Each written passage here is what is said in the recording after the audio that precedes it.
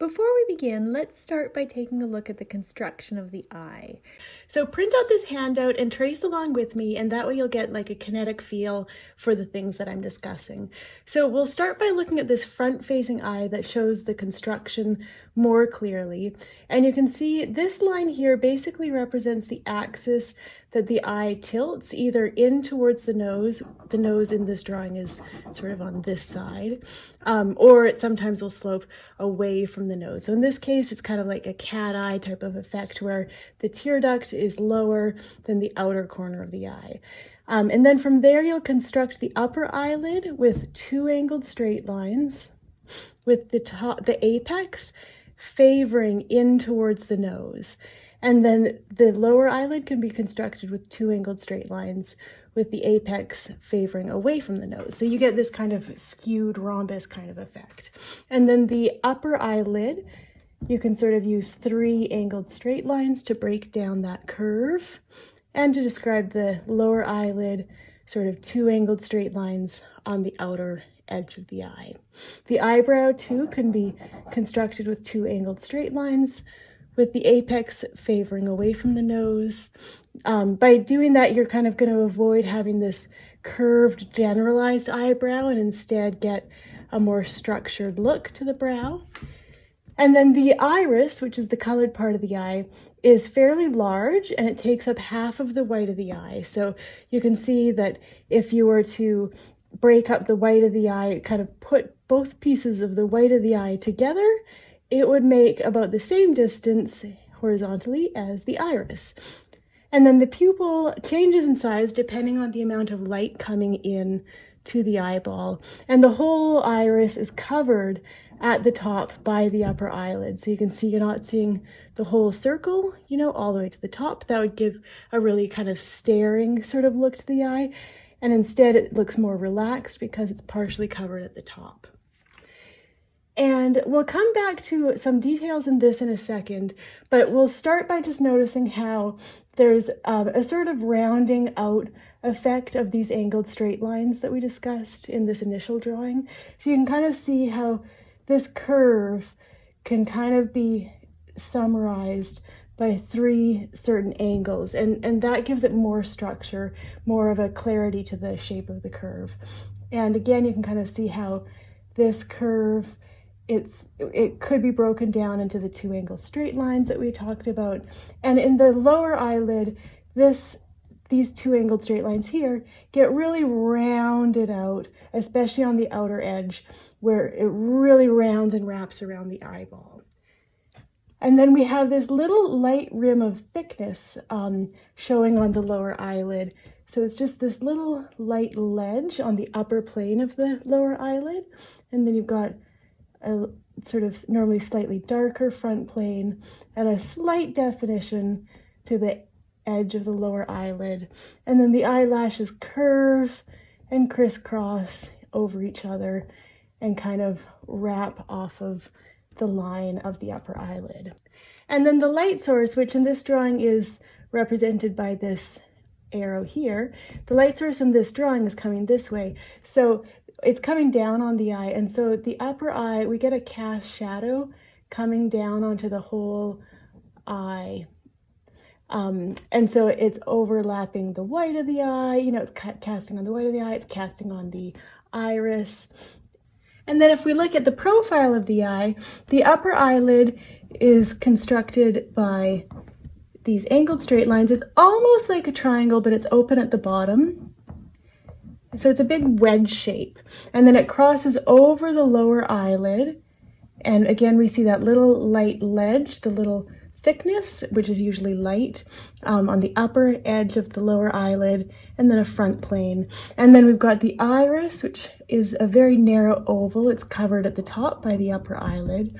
And the interesting thing is that from the profile, you can also see the cornea, which is this clear dome that sits in front of the iris and the pupil. And then also the upper eyelid has more height. See, if you kind of look at the height that's made up of the upper eyelid and then the height that's made of the lower eyelid, there's more height to the upper eyelid. So if you were to imagine, if we have our iris, which is an oval, an ellipse in perspective, and we've got the pupil right in the center, and we were to extend that back right through the center, as we construct the upper eyelid crosses over the lower eyelid lower than that center line. So again, there's more height to the upper eyelid. And then the other thing is that there's a certain angle created between the upper eyelid and the lower eyelid. So the upper eyelid has quite a bit of thickness and it sticks out quite a bit from the eye, and the lower eyelid wraps more tightly against the eyeball. So the upper eyelid sticks out further and creates a certain angle in its relationship to the lower eyelid. And then extending off of the line of the upper eyelid, we get the eyelashes. And again, there's that little light ledge of thickness on the top plane of the lower eyelid. And then as we look at the eye in a 3/4 perspective, all of the same sort of principles apply. You can construct the eyebrow into kind of 2 angled straight lines. You can construct the upper eyelid into 2 angled straight lines, and it curves into the eyelashes.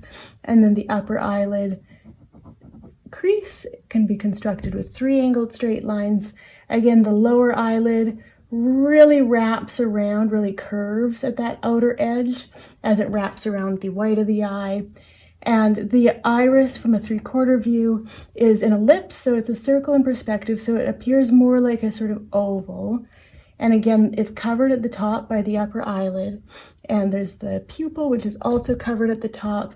And you get a kind of cast shadow coming down onto the white of the eye and onto the pupil. Again, we've got that little light rim of thickness that's showing the top plane of the lower eyelid, and a suggestion of the front plane of the lower eyelid as well. And then this just shows here how the pupil contracts in bright light and gets larger in dim light. And it often looks better if you kind of make the pupil just a little bit bigger and kind of use that cast shadow that comes down on the eye to kind of connect to the pupil. And it just tends to look more relaxed, kind of set into place. A lot of the time when we're painting a model and we have like a really bright light on the model, their pupil will get really small.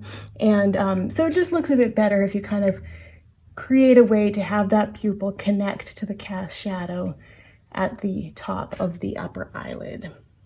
And then this drawing here, I just wanted to show you in more detail. So we've got the upper eyelid, we've got the iris. In front of it sits the dome, the clear dome, which is the cornea. So the cornea scoops outwards, but the interesting thing is that in fact the iris scoops inwards a little bit. So I wanted to show you how that applies in a sort of bowl shape. So again, this is a concave shape, just like the iris. And I've got my light coming from this direction, the upper left-hand side, just like the drawing that we were just looking at. And you can see that in that case, the lightest part of the scoop shape picks up on the lower area on the right-hand side, the opposite side that the light source is coming from. And we get a cast shadow coming down on the top part of the iris. And so how that affects our final details is that as you describe the iris, and again, you'll get that, and the light source is coming from the upper left, like the bowl that I just showed you. Again, you'll get that cast shadow coming down at the top, so the iris will be darker at the top. And then you'll actually get the lighter part of the iris showing in this lower right-hand corner, basically whatever's opposite the direction of your light source. So that's where you might put just a little dash of lighter blue if it's blue eyes, or like lighter brown if it's brown eyes. That's where the kind of lighter, crystally, kind of colored part of the eye will show. And then the specular highlight basically catches on the apex of the cornea.